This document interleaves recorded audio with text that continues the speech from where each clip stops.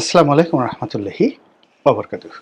সম্মানিত দর্শক, বিএনপির যারা এমপি হবেন ত্রয়োদশ জাতীয় সংসদ নির্বাচনে তাদের তালিকা প্রকাশ করা হয়েছে।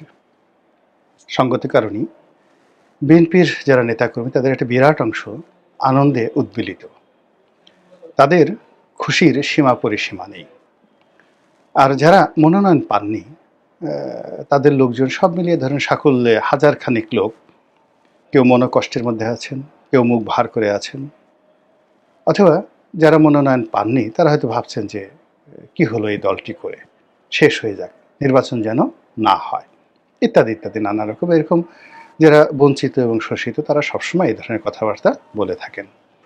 কিন্তু বাস্তবতা হলো যে এই 237টি অর্থাৎ 237 237টি আসনে যে প্রার্থীতা ঘোষণা করা হয়েছে তার মধ্যে একটি বাতিল করা হয়েছে, আর একটি সম্ভবত বাতিল হয়ে যাবে, এই দুটো। আর যে 63টি আসনে ঘোষণা করা হয়নি সেখানে হয়তো ঘোষণা করা হবে। এর ফলে বিএনপির মধ্যে এখন যে একটা হোমোজেনিয়াসনেস তৈরি হয়েছে, দেশ নিয়ে, প্রতিদ্বন্দ্বী নিয়ে, অন্য রাজনৈতিক দল নিয়ে কোনো কিছু নিয়ে চিন্তা ভাবনা করার সময় তাদের নেই। যারা ঘোষণা করেছেন তারা মনে করছেন যে ইতিহাসের একটা অন্যতম গুরুত্বপূর্ণ কাজ তারা করে ফেলেছেন। দ্বিতীয়ত, বিএনপির যারা প্রতিপক্ষ এই মুহূর্তে বাংলাদেশে আছেন, জামাত এবং অন্যান্য যে সকল দল, তারা আপাতত একেবারে অনেকটা নিশ্চুপ হয়ে গেছেন। এর কারণ হলো যে এখানে সুনামিটা এত বড়, ঘূর্ণিঝড়টা এত বড়, ওটাকে সামাল দেওয়ার মতো অবস্থা বাংলাদেশের কোনো রাজনৈতিক দলের নেই, কেবলমাত্র আওয়ামী লীগ ছাড়া।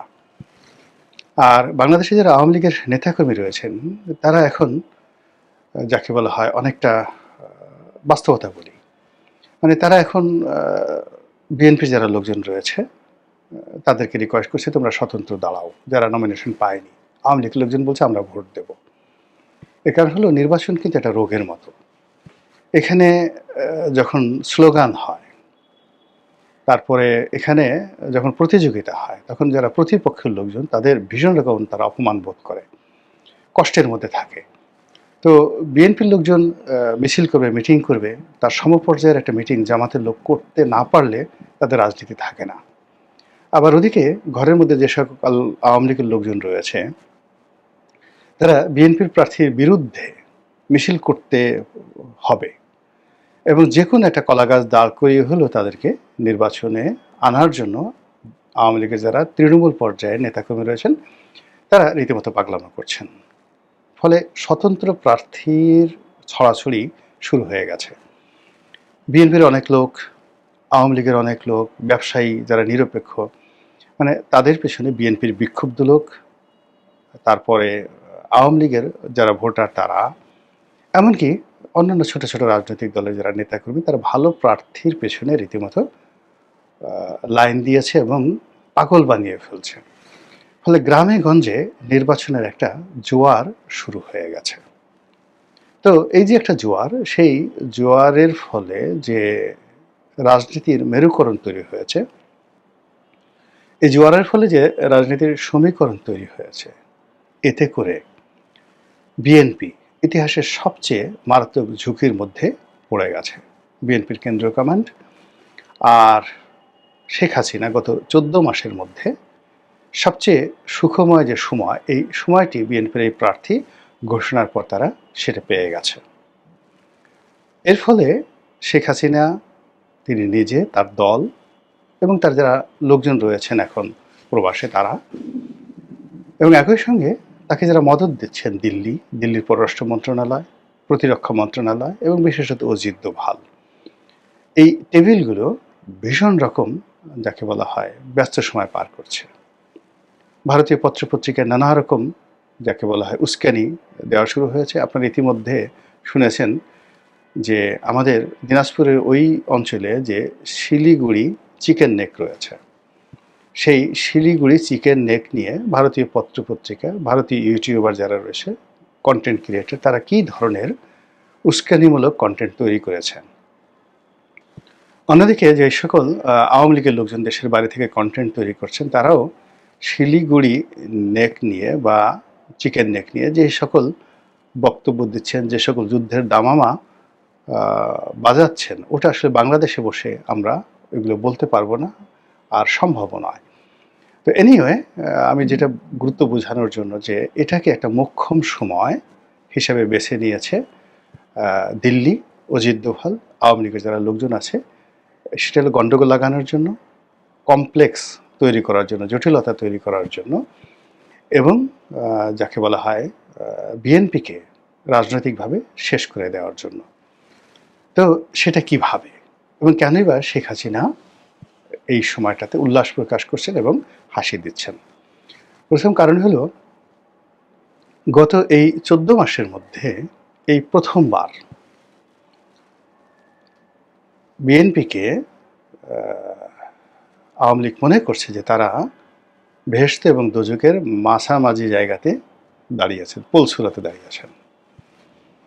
এবং বিএনপি এখন যে জায়গাতে গেছে তাকে বাসলে গাজী, মরলে শহীদ, ঠিক না ঠিক এটাকে না বললে যদি বলেন যদি তারা সফল হয় তাহলে একদম পরিপূর্ণভাবে সফল, আর যদি ব্যর্থ হয় বাংলাদেশের রাজনীতিতে বহুদিন ধরে তাদেরকে দুর্ভোগ এবং দুর্দশা পোহাতে হবে, এবং তাদের নাম ইতিহাসে কিভাবে মুছে যাবে বা কিভাবে টিকে থাকবে এটা প্রশ্ন সাপেক্ষ বিষয়। কারণটা কি? কারণটা হলো, গত সেই 2006 থেকে আজ অবধি বিএনপি শুধু ক্ষয়িষ্ণু বা ক্ষয়িষ্ণুতার দিকে এগোতে এগোতে তাদের চিন্তা, চেতনা, কর্ম, প্রশাসনিক ক্ষমতা, দক্ষতা, সাংগঠনিক ক্ষমতা, দক্ষতা, সিদ্ধান্ত নেওয়ার ক্ষমতা সবগুলো মারাত্মকভাবে কমেছে। এবং আওয়ামী লীগের জুলুম এবং অত্যাচারে তাদের যে মেরুদণ্ড, সেই মেরুদণ্ড ভার বহন ক্ষমতা মাত্র 25% আছে, আর 75% কিন্তু 111 এবং শেখ হাসিনার জমানা শেষ করে দিয়েছে। তো এই যে only 25% capability to run a country, to run a government, to run a যাকে বলা হয় পলিটিক্যাল পার্টি, এটা সম্ভব নয়। 25% যোগ্যতা দিয়ে 100% নয়, 300% লোড এখন বিএনপিকে সামলাতে হচ্ছে।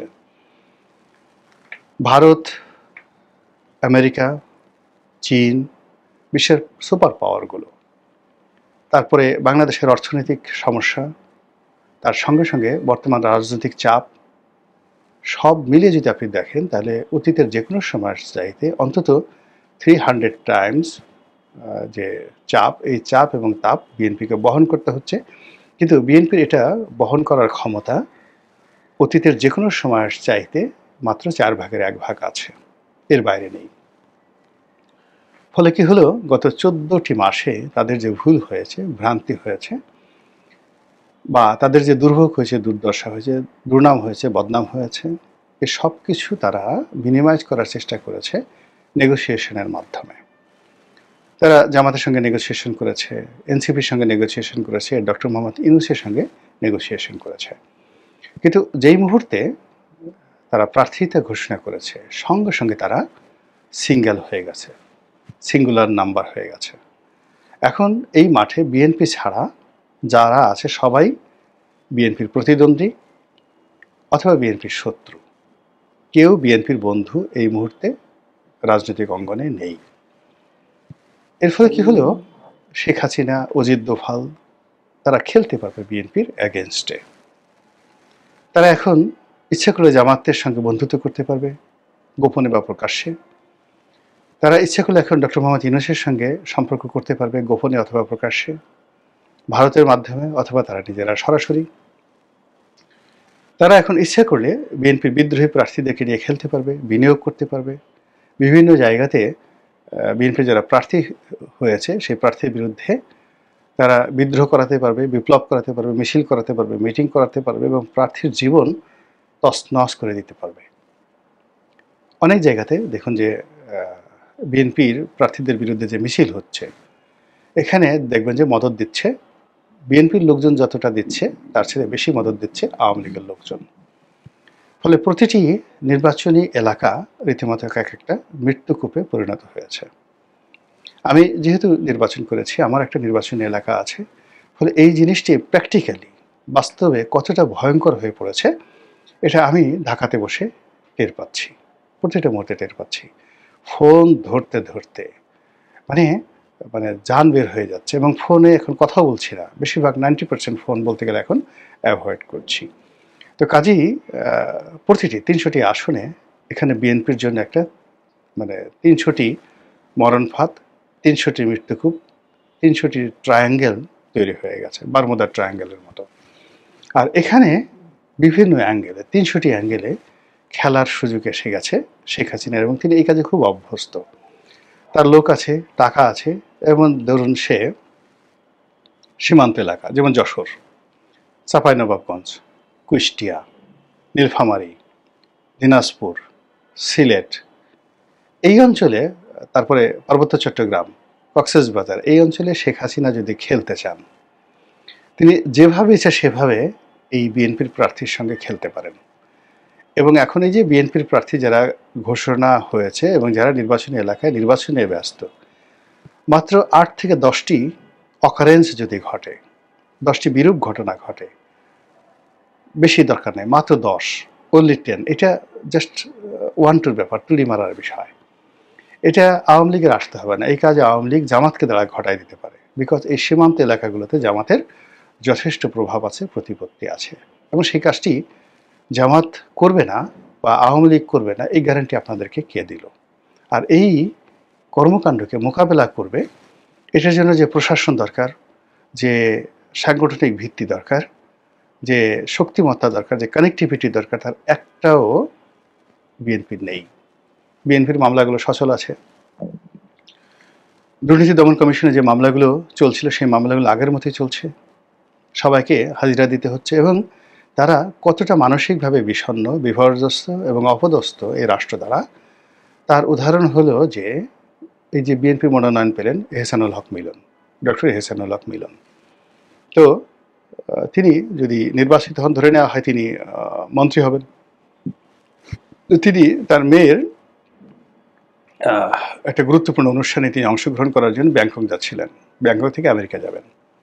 এয়ারপোর্ট থেকে তাকে রীতিমতো গলা ধাক্কা দিয়ে, ঘাড় ধাক্কা দিয়ে তাকে বলা হলো যে আপনি বিদেশ ভ্রমণ করতে পারবেন না। বিএনপির পক্ষ থেকে একটা টু শব্দ করা হয়েছে, প্রতিবাদ করা হয়েছে, কোনো একটা বক্তব্য দেওয়া হয়েছে? বা ডক্টর এহসানুল হক মিলন, যিনি 1/11-এর সময় দুর্নীতি দমন কমিশন থেকে তার কাছে চিঠি পাঠানো হয়েছিল হাজির হওয়ার জন্য, তো তিনি সেটা প্রকাশ্যে ছিঁড়ে ফেলে দিয়েছিলেন যে আমি তো দুর্নীতি করিনি, এত বড় সাহস আমাকে চিঠি দিয়েছে, কাজেই আমি যাব না এখানে, তোমরা যা ইচ্ছে তাই করো। যে সাহস তার 2006, 7, 8 সনে ছিল, যে সাহস 2018 সনে ছিল। তো শেখ হাসিনার সমস্ত যাকে বলা হয় রক্তচক্ষু উপেক্ষা করে তিনি বাংলাদেশে এসেছিলেন 2018 সালে নির্বাচন করার জন্য। তার লোকজন নমিনেশন না পেয়ে সেই বিএনপি অফিস ভাঙচুর করেছিল। সেই মানুষ এই জমানাতে নমিনেশন পেয়ে গেছেন, কিন্তু তারপর একটা টু শব্দ করতে পারছেন না। তাহলে বুঝতে হবে যে টেলিফোন করে এই এটা করো ওটা করো, বা প্রশাসনকে একটা হুকুম দেবে, তদবির করানোর, জাস্ট ডমিনেট করবে, এই অবস্থা বিএনপির একটা সিঙ্গেল লোকের নেই। সেকেন্ডলি যেটা হয়েছে সেটা হলো যে গত 14 মাসে যদি ধরেন, এনসিপির হাসনাত, সার্জিস, মাহফুজ, আসিফ মাহমুদ, সজীব ভুঁইয়া থেকে শুরু করে আক্তার, অন্য যে সকল লোকজন, নাসিরউদ্দিন পাটোয়ারি, ওনারা যদি মুখ খুলেন যে গত 14 মাসে বিএনপির কোন কোন নেতা তাদের সাথে কথা বলেছেন, কি আবদার করেছেন এবং কি আশঙ্কা ব্যক্ত করেছেন, এই কথাগুলো যদি তারা বলতে থাকেন, বিশ্বাস করেন বিএনপির অনেক শীর্ষ নেতার কাপড় চোপড় নষ্ট হয়ে যাবে। একটা ব্যবসার জন্য, একটা টেন্ডারের জন্য, একটি তদবিরের জন্য, কিংবা আরও অনেক কিছুর জন্য এই যুবকদের পিছনে কোন কোন নেতা কত তারিখে এনসিপি অফিসে গেছেন, কত তারিখে ফোন করেছেন, কত তারিখে মন্ত্রণালয়ে গেছেন, কত তারিখে মন্ত্রীর দপ্তরে ফোন করেছেন, এই জিনিসগুলো যদি প্রকাশ করা হয়, আপনি বুঝতে পারবেন যে বিএনপির যে 75% ব্যাকবোন নেই, 25% ব্যাকবোন নিয়ে তারা এত বড় তাপ তারা সহ্য করছেন, এটা ওই এনসিপির কথা শুনলে আপনি বুঝতে পারবেন যখন একটা মানুষের মেরুদণ্ড সোজা থাকে, ও মরে যাবে কিন্তু মাথা নোয়াবে না। সন্তানের বয়সে এনসিপির যারা লোকজনরা আছে, তাদের কাছে যাওয়া, কথাবার্তা বলা, ইট মিনস আপনার মেরুদণ্ড শেষ। আপনি যখন একবার মামুনুল হকের সঙ্গে বৈঠক করার চেষ্টা করছেন, তাকে দলে আনার চেষ্টা করছেন, মনোনয়ন দেওয়ার চেষ্টা করছেন, আবার মামুনুল হক আপনাদেরকে বাদ দিয়ে আবার যখন জামাতের সঙ্গে এক টেবিলে বসছে, আপনি বুঝতে হবে যে আপনার মেরুদণ্ড শেষ। আপনার যখন অন্যান্য ছোট ছোট, আমি কারো নাম বললাম না, এই কারণ হলো যে এ সকল দলের যে সকল কর্তা ব্যক্তি সবাই আমার খুব আপনজন, স্নেহভাজন, তো অনেকে শ্রদ্ধাভাজন। তো বিএনপির মতো একটা দল যখন এদের পিছনে ঘুরছে, নমিনেশন নিয়ে তাদের বাড়ি বাড়ি যাচ্ছে, দলের সবচেয়ে বড় বড় নেতাদেরকে পাঠাচ্ছে এ সকল ছোট ছোট দলের নেতাদেরকে তুষ্ট রাখার জন্য, তাদেরকে নিজেদের পক্ষে রাখার জন্য, তখনই বুঝতে হবে যে মেরুদণ্ড গেছে, মেরুদণ্ড আর নেই। তো এই যে একটা অবস্থা তৈরি হয়েছে একটা দলের, সেই দল এখন যে প্রার্থী ঘোষণা করলো, সেই প্রার্থী ঘোষণা করে পুরো রাজনীতির অঙ্গনে একা হয়ে গেছে। আর সবাইকে তাদের প্রতিদ্বন্দ্বী রূপে, তাদের প্রতিপক্ষ রূপে তারা যেভাবে ঠেলে দিয়েছে, এটা সামাল দেওয়ার মতো অবস্থা এখন বিএনপির নাই। আর তাদের প্রতিপক্ষ এই দেশের দুর্বল শাসন ব্যবস্থা, দুর্বল অর্থনীতি এবং সব কিছু যেখানে টলটলায়মান, কোনোটাই এখানে বিশ্বাসযোগ্য নয়। কোনো কথাকে আপনি বিশ্বাস করতে পারছেন না, আর কোনো কথা আপনি যাকে বলা হয় অবহেলা করতে পারছেন না। এখানে কেউ যদি এসে বলে ওয়াকার সাহেব এই কথা বলেছে, ক্যান্টনমেন্টে এটা হয়েছে, আপনাকে বিশ্বাস করতে হবে, মিথ্যা হলে বিশ্বাস করতে হবে। কেউ যদি বলে ওই যে শিলিগুড়ি নেকে, তারপরে যে আসামে, ত্রিপুরাতে, কলকাতাতে এই জিনিস হচ্ছে, বিশ্বাস করতে হবে। এর কারণ হলো আপনি এখন কুলহারা মানে রমণী, এরকম একটা অবস্থা হয়ে যায়। কুলহারা কলঙ্কিনীর মতো অবস্থা হয়ে গেছে। পুরো বাংলাদেশ এখন অভিভাবকবিহীন। কেউ কোনো দায়িত্ব নিতে চাচ্ছে না। আপনি চিন্তা করেন, যেখানে বিজিএমই এর সভাপতি, গার্মেন্টস ম্যানুফ্যাকচারার অ্যাসোসিয়েশনের সভাপতি, ধরে নেওয়া হয় যে এই পদটি যে কোনো মন্ত্রীর চাইতেও শক্তিশালী। এর কারণ হলো বিজিএম এর অনুষ্ঠানে যাওয়ার জন্য সবসময় প্রধানমন্ত্রী এবং বিরোধী দলীয় নেত্রী, মানে তাদের অনুষ্ঠান যখন শুরু হতো বছরে, এক্সপো, ওটা উদ্বোধন করতেন প্রধানমন্ত্রী, আর সমাপ্তির যে অনুষ্ঠান সেটা বিরোধী দলীয় নেত্রী। এক অনুষ্ঠানে শেখ হাসিনা যেতেন, আর এক অনুষ্ঠানে খালেদা যেতেন। তো সেই বিজিএমই এর সভাপতি নেতাদেরকে কনভিন্স করার জন্য আওয়ামী লীগ, বিএনপি সেই 1991 থেকে এই পর্যন্ত তাদেরকে যেইভাবে পাইকারি হারে মনোনয়ন দিয়েছেন, সাবেক সভাপতি, বর্তমান সভাপতি, মানে ব্যবসায়ীদের ডমিনেশনে যে রাজনীতি বাংলাদেশে চলে আসছে, সেই গত 35 বছর ধরে এই প্রথম রাজনীতি এতটা টলটলায়মান যে বিজিএম এর নেতারা শত চেষ্টা করেও প্রধান উপদেষ্টা, যাকে বলা হয় ডক্টর মোহাম্মদ ইউনূসের সঙ্গে দেখা করতে পারছেন না, অন্যান্য ব্যবসায়ী নেতারা পারছেন না। আর যখন স্বাভাবিক অবস্থায় থাকে তখন ব্যবসায়ী নেতাদের পিছনে রাষ্ট্র ঘুরতে থাকে। তাহলে রাষ্ট্র এখন যারা পরিচালনা করছেন তারা এটাকে কুল্লু খালাসের পর্যায়ে পৌঁছে দিয়েছেন, যে রাষ্ট্রের কে ব্যাংকার, কে ব্যবসায়ী, কে দেশে রেভিনিউ দেয়, কে তাদের বেতন ভাতা যোগাচ্ছে, এটি নিয়ে তাদের মাথা ব্যথা নেই। আর অন্যদিকে যারা ব্যবসায়ী নেতৃবৃন্দ, তাদের যে ইগো ছিল, সেই ইগোটা এখন এমন পর্যায়ে দেয়ালে পিঠ থেকে গেছে, এখন তারা বলতে গেলে ভিক্ষুকের মতো গিয়ে যমুনাতে গিয়ে তারা সাক্ষাৎ প্রার্থনা করছে। ইট মিনস এভরিথিং কাঁপছে, টলটলায়মান করে কাঁপছে। সেই কম্পনের মধ্যে যখন সব কিছু অনিশ্চিত, কোনো কিছুতে বিশ্বাস স্থাপন করা যাচ্ছে না, আস্থা স্থাপন করা যাচ্ছে না, ঠিক সেই সময়টাতে বিএনপি সদল বলে একেবারে, ধরুন একটা লোক আইসিইউতে থাকে, লাইফ সাপোর্টে আছে, সেখান থেকে যদি সে লাফ দিয়ে উঠে বলে তলোয়ার আনো, আমি এখন আলেকজান্ডারের সাথে যুদ্ধ করব, তখন ওখানে যেটা ভয়ঙ্কর অবস্থা তৈরি হয়ে যায়। ঠিক এখন রাজনীতির ময়দানে যে টলটলায়মান অবস্থা, সেখানে হঠাৎ করে নির্বাচনের যে আমেজ এবং বিএনপির এই যে 237 জন প্রার্থীর সেই নির্বাচনী আবেগ, উচ্ছ্বাস সব মিলিয়ে যে উত্তাপ তৈরি হয়েছে, এটা ধারণ করার মতো অবস্থা দেশের রাজনীতির নেই, প্রশাসনের নেই, অর্থনীতির নেই। আর যেহেতু নেই, ফলে কি হচ্ছে, এটা যে পরিবেশ নষ্ট করছে, আর সেই নষ্ট পরিবেশে প্রতিপক্ষ সুযোগ নেবে, আনন্দ অনুভব করবে, উল্লাস অনুভব করবে, এটাই স্বাভাবিক। মহান আল্লাহ আমাদের সবাইকে হেদায়েত দান করুন এবং হেফাজত করুন। আসসালামু আলাইকুম ওয়া রাহমাতুল্লাহি ওয়া বারাকাতুহু।